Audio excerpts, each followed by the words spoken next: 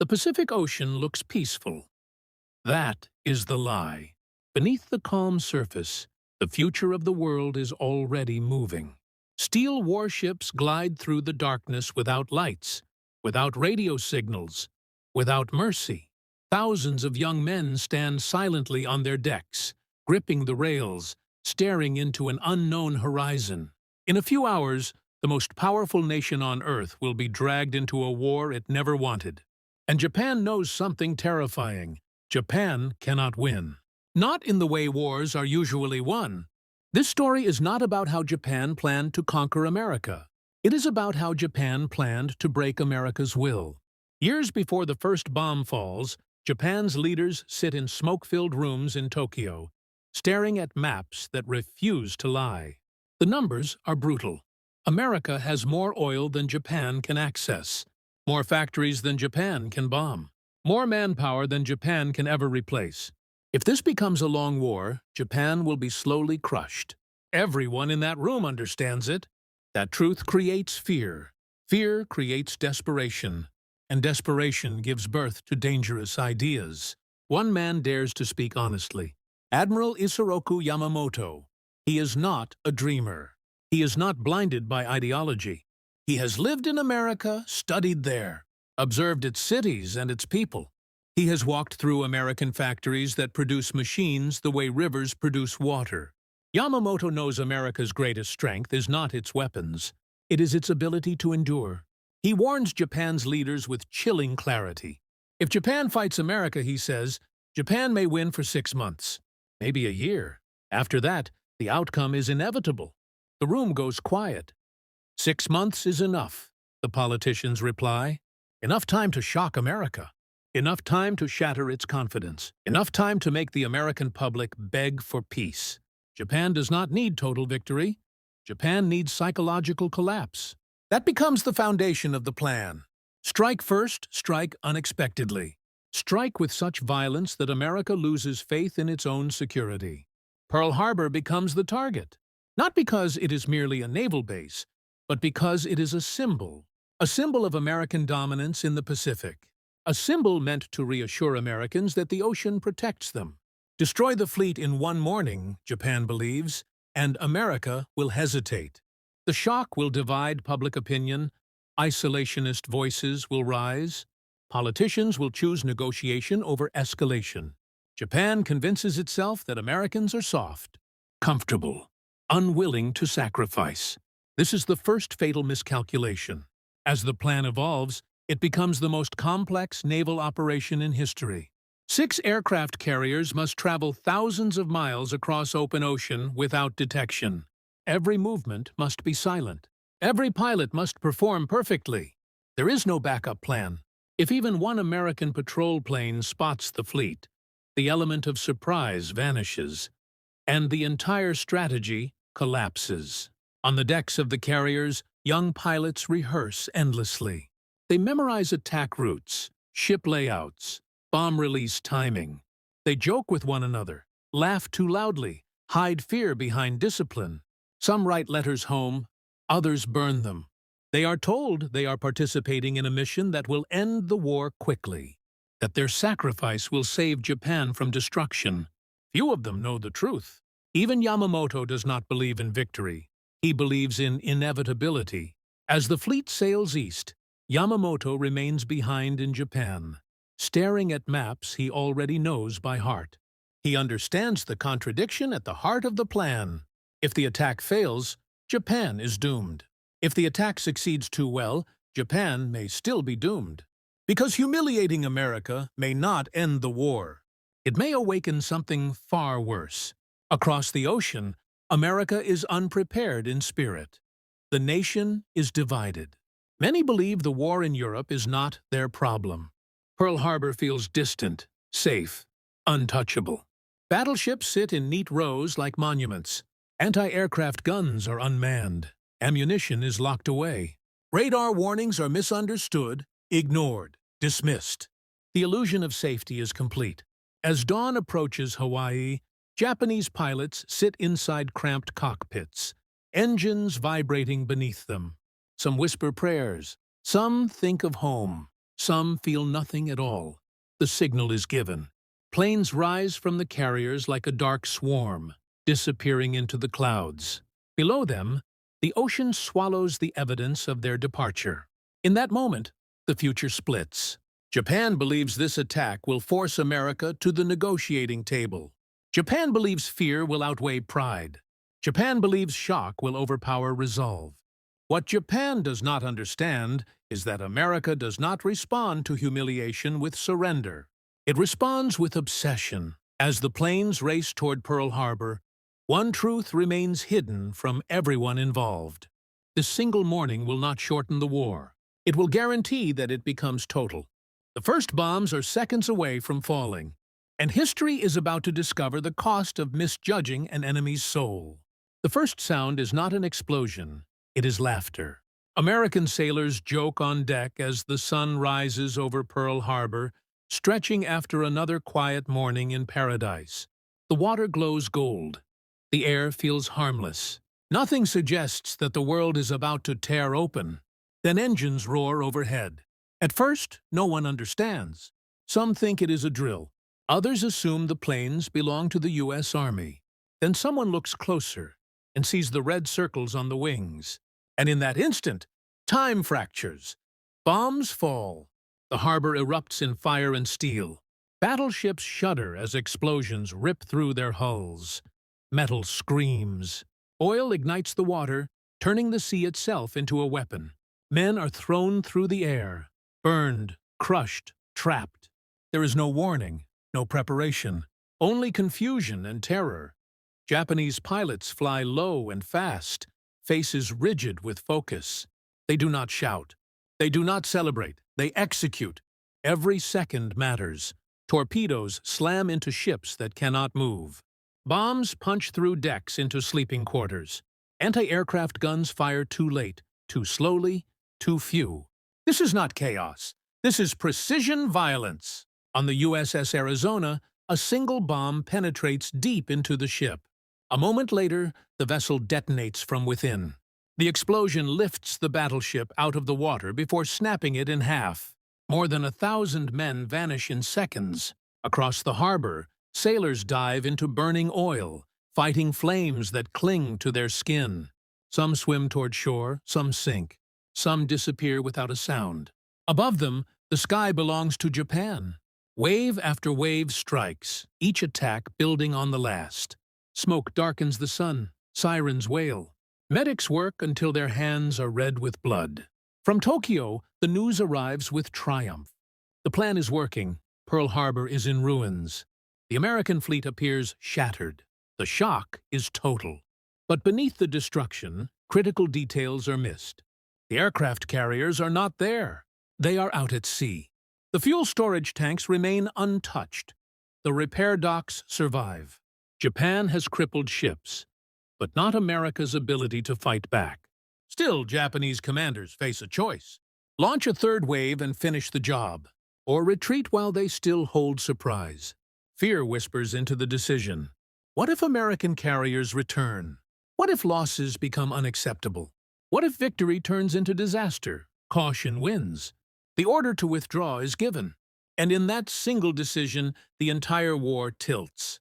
As the Japanese fleet retreats into the Pacific, American survivors stare at the burning harbor, struggling to understand what has happened. The shock is unbearable, but something else is rising: rage. Across the United States, radios interrupt music and sermons. Voices tremble as the news spreads. Images follow: burning ships, shattered bodies, black smoke climbing into the sky.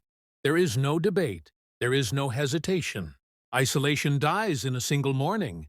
President Roosevelt's speech will come later, but the decision has already been made by the people themselves. America is at war. Factories that once produced cars begin producing tanks. Shipyards expand overnight. Men line up to enlist. Women step into industrial roles never offered before. The nation does not ask how to avoid the war. It asks how to win it completely. Meanwhile, Admiral Yamamoto receives the report. Pearl Harbor was a tactical success. Strategically, it feels hollow. He understands the danger of what has been unleashed. The attack did not frighten America into submission. It unified it. Still, Japan presses forward. Time is everything now.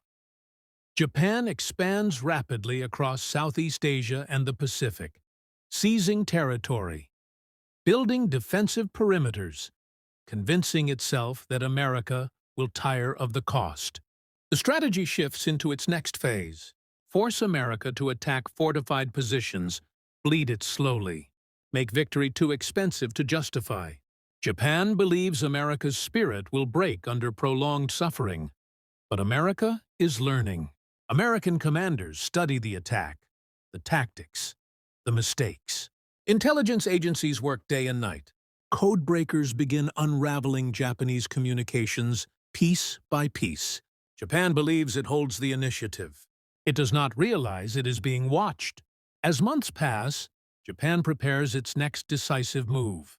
A trap so perfectly designed that it could finally destroy America's remaining carriers. A battle that will determine the future of the Pacific. The plan has a name, Midway. Japan believes this will be the moment America finally collapses.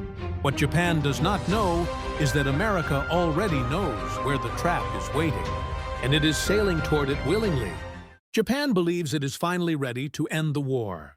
The humiliation of Pearl Harbor has not broken America, but Japan convinces itself that America is bleeding, chasing shadows across the Pacific, unsure where the next blow will land. Midway will fix everything. On maps spread across command tables, the plan looks flawless. Midway Island is small, isolated, and strategically vital. By attacking it, Japan will force America to respond. When the American carriers rush in to defend it, Japan's fleet will be waiting. It is not just a battle, it is bait. Japan's remaining carriers, veterans of Pearl Harbor, will strike with overwhelming force. The U.S. Navy will lose its last offensive weapon. After that, America will have no choice but to negotiate. This is the final piece of Japan's original vision. Shock first, expansion second. Decisive annihilation last. Admiral Yamamoto spreads his fleet wide, confident that complexity will confuse the enemy. Multiple task forces, diversion attacks, perfect coordination. But there is something Japan does not know. America has been listening. For months, American codebreakers have been fighting a different war. One of mines, patience, and fragments of intercepted signals. Slowly, patterns emerge, words repeat. Routes become predictable. Then comes the breakthrough. F is Midway. To confirm it, American intelligence stages a deception. Midway reports a fake water shortage in plane radio traffic. Shortly after, Japanese communications mention that AF is low on water. The confirmation is undeniable. America knows the target. America knows the timing. America knows the trap. And instead of avoiding it, America prepares to spring it. On the morning of the battle, Japanese carriers move into position with confidence. Pilots prepare their aircraft, engines humming, bombs loaded. The sea is calm, the sky is clear. Everything feels right. Then confusion begins. Reports arrive that American forces are not where they should be. Planes are rearmed, bombs are swapped.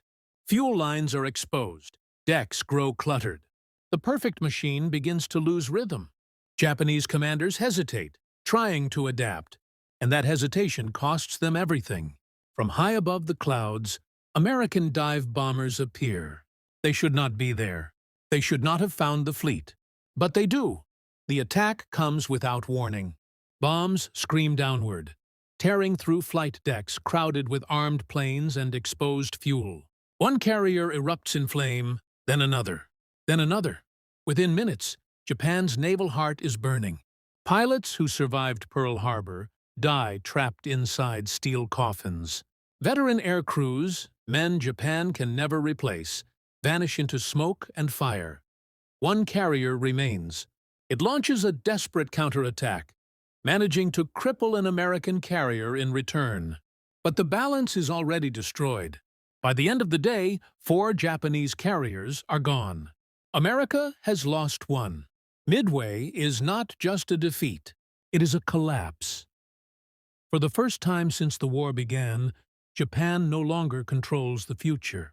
The numbers no longer lie. Japan cannot replace its ships fast enough. It cannot train pilots quickly enough. Its industrial limits, hidden behind early victories, are now exposed to the world. The twist is cruel and absolute. Japan's entire strategy depended on fear. But fear has switched sides. From this moment on, America does not wonder if it will win. It only wonders how much it will destroy in the process. Yamamoto understands immediately. Midway is irreversible. Japan will never regain the initiative. From now on, every Japanese move will be defensive, every victory temporary, every loss permanent. Yet Japan does not surrender. It cannot. Pride forbids it. Honor demands resistance. Leaders convince themselves that America will still break under prolonged bloodshed. Island by island, Japan fortifies positions. Tunnels are dug, supplies are hidden. Soldiers are told there will be no retreat. America advances slowly, methodically, relentlessly. Each battle becomes more brutal than the last. The cost in lives rises on both sides, but the scale always favors America. Japan's plan to break America's will has failed. But Japan is about to attempt something even more desperate, a strategy born not of hope, but of inevitability. If America cannot be stopped, then America must be made to pay with everything. By 1945, Japan is no longer fighting for victory. It is fighting for survival. The empire that once believed it could shock America into surrender now watches its cities disappear under firestorms. Tokyo burns, Osaka burns. Night after night, the sky glows red as bombers arrive in endless waves. Factories vanish, supply lines collapse. Food becomes scarce, civilians starve quietly, while soldiers prepare to die loudly. Still, surrender feels impossible. Japan's leaders stare at reality and refuse to accept it. The original plan has failed, but pride remains. They tell themselves that if the cost to America becomes unbearable, negotiations will still come. That belief leads to the most desperate strategy of the war: kamikaze. Young pilots are no longer trained to return. They are trained to aim. Their planes are turned into weapons. Their fuel loads are calculated for one direction only. Ceremonies are held. White headbands are tied. Letters are written with hands that shake despite discipline. Some believe in the cause. Some believe in honor. Some simply obey. As American ships approach Japan's defenses, the sky fills with aircraft that do not attempt to survive. Explosions tear through decks. Fires rage. Sailors scream. The damage is horrifying. But it is not decisive. America absorbs the losses and keeps moving forward. Japan's final hope is fading. Then comes the moment no one had truly imagined. A single aircraft drops a single bomb. Hiroshima disappears. A flash brighter than the sun erases a city in seconds. People vanish where they stand. Shadows burn into walls. A new kind of silence follows. A silence filled with horror and disbelief. Japan does not surrender. 3 days later, another bomb falls. Nagasaki vanishes. The war does not end because Japan's will is broken. It ends because there is nothing left to protect. Emperor Hirohito speaks to the nation in a voice most citizens have never heard before. He tells them the war must end, not because Japan has lost honor, but because continuing would mean annihilation. The gamble is over. Japan did not break America. America transformed the world. And here is the unexpected truth hidden beneath the ruins. Japan's strategy was not foolish. It was logical. It was based on history, on fear, on the belief that no nation would choose endless sacrifice over compromise. Japan miscalculated one thing. America's response to humiliation is not retreat. It is obsession. The attack meant to end the war ensured it would become total. The plan designed to preserve Japan's future instead destroyed its empire. And yet, from that destruction came something else. A rewritten Japan. A nation forced to confront the cost of militarism. A society rebuilt from ashes. An alliance formed from former enemies. The Pacific grows quiet again. Wrecks rest on the ocean floor. Names fade into history books. But the lesson remains sharp. Wars are not won by plans alone. They are won or lost by understanding the soul of the enemy. Japan planned to defeat America by fear. America answered with endurance. And the world has never been the same since. The greatest tragedy of Japan's plan was not its failure, but the price humanity paid to learn that power, once awakened, cannot be controlled.